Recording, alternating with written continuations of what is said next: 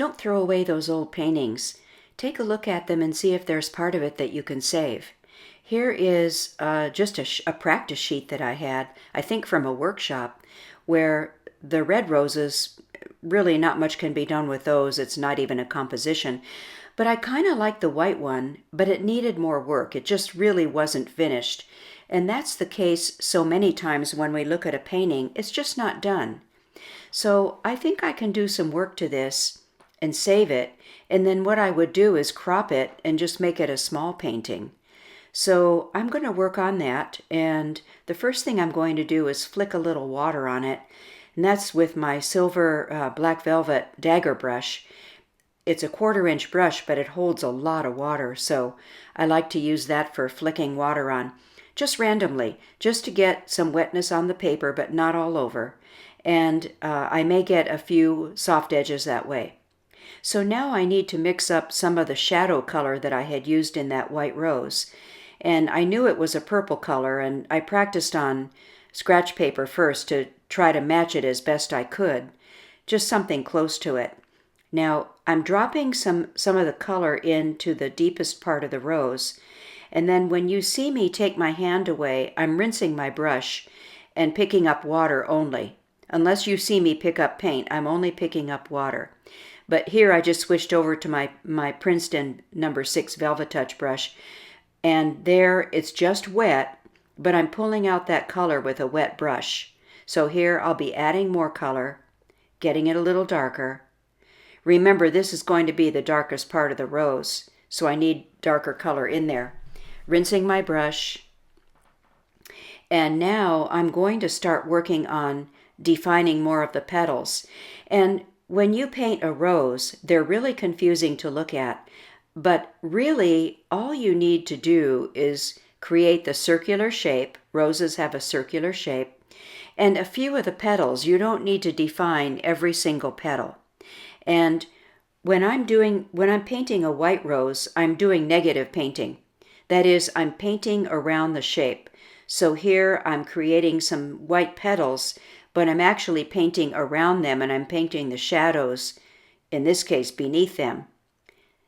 And again, you don't have to do every single petal to make it believable. And leave something to the viewer's imagination. They will figure out from the shape of this flower very quickly that it's a rose. And when I do get the purple color up underneath the petal, notice how I blend it out at the bottom of that purple color. I don't want a hard edge there, so I blend it out with water. And so I just continue on around, adding more color as I need. And I really think that's what was wrong with this painting, is it just didn't have enough color on it. So I'm just going around. I think I did add a couple of extra petals from what it had in the beginning, but not too many. You don't want to overdo it. And just go on around, and leaving those really white areas makes it look so nice. But one thing that's missing is some more dark in the foliage. When you have a light colored flower like this, well, really any flower, it's going to be greatly enhanced by what's around it, by the foliage that's around it. And so now I'm going to work on that. And I'm, again, flicking some watercolor on, or some water, just randomly around the flower. And now I'm going to add first some light color, and I know that looks like a yellow. That's actually, it's a Winsor and Newton color. It's called green gold. So it's a very light yellow green. You could use yellow, or you could use a spring green if you have that on your palette. And I'm using my silver my silver brush, black velvet dagger brush now, and it's pointy at the tip, and it has very long bristles, and it's very soft, so I can really dance that brush around the paper. And you'll see me use it in a number of different ways, but I can get thin lines with it, or I can lay it down a little bit and get a shape that looks like a leaf, or some kind of foliage, some kind of random foliage. But I love to work with that brush, And if you have a dagger brush, practice it just on practice paper. Hold it way back. Don't hold it up at the ferrule, but hold that brush way back toward the handle and really dance it around the paper and see what shapes you can make with it. And that's a great way to make foliage in a painting. So now I'm going to mix up one of my favorite dark green colors, and that is with Winsor blue, which is like a Prussian blue, and quinacridone burnt orange. You could use burnt sienna. I just don't have that on my palette. But look at what a nice dark green that makes. The Winsor blue and quinacridone burnt orange, or burnt sienna, either one. So now I'm going to start placing some of that dark color right up toward the petals on the flower. But notice that I don't do it solidly right around the whole flower. You want to pick out places that you want to call attention to, because if you step back and look at that flower, you're going to notice that your attention goes right to those darkest areas. And that's why you want that dark color right up against the petals. But then as you move away from the flower, your foliage should get lighter, or your background, whatever the background is, should get lighter. So as you move out toward the edges of the paper, your color gets lighter. That keeps the attention up on your focal point, which is the rose. And as I do more work on this, you'll see what I mean about how it starts to really jump out when you add the darker color. And it's kind of a balancing act. Since this little brush holds so much water, I have to go back frequently and pick up more color. And sometimes I have to dab the brush on my paper towel just to get some of the water out of it. And so I just continue on around, picking out places. And see the layers of foliage I have now? That's why I added that lighter yellowish green color, because you can see it underneath, and it looks like there's just several layers of foliage, and it just enhances the look of the painting. So thinking about adding some darks here and there, and notice those are just little dark dots, really. You don't need a particular shape. That water or that color is going to bleed out anyway a little bit, and some of it you can pull out with your brush, but you really just want to get some of those dark marks up against the petals of your flower. And here I'm going to work on improving that shape a little bit. I have that one area right to the left of where I was painting there. It looks kind of like a square, and I don't like that shape, so I'm going to work on fixing that. So just get in there with my thin little brush, and that was a lot of color there. I'm not sure I wanted to do that, but it's there, so I have to work with it. And I'll just blend it out. And as I move out toward the edge of the paper, I'll lighten up the color. And that all is quite fixable. And what I'm doing there, I rinsed my brush and I just run it along the white petal into the foliage, and that makes that color bleed a little bit, and it gives it a soft edge. And I really like the look of the hard and soft edges together. So here I'm defining the petals a little bit more with some dark color. And just continuing to work around the rose like that. But look at the left side of the rose compared to the right side. Already, just with the little bit that I've done, it looks so much nicer with the darker values. And here, I have a nice lost edge there on that flower, on that petal, and I don't want to lose that entirely, so I want to be careful not to go all the way around that little petal. But just pull out a little more color around it. And I was able to keep some of that lost edge, which looks really nice. And down here toward the bottom. And what's really nice about this brush is that when you lay it down on the paper, it just automatically makes shapes that look like leaves, which is really nice. That's how I created that leaf in the front there on the bottom. And I have some other tricks for leaves to show you toward the end of the video. Now I need to work on that right side of the rose, and that was an area that absolutely needed more work. And I didn't want to cover the whole shape, but I wanted to define that petal more.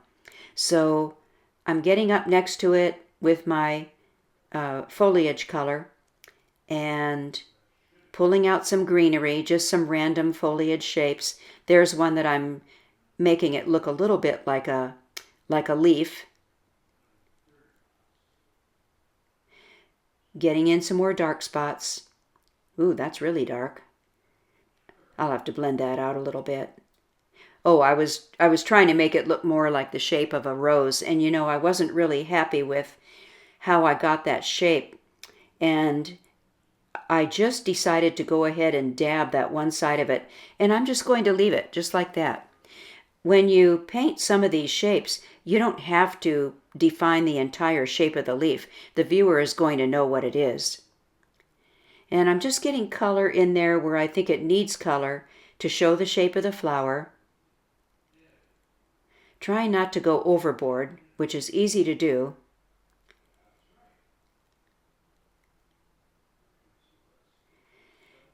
Just working to get some more. Look where I put the dark area, or the dark spot, and look how your attention goes right to that part of the flower.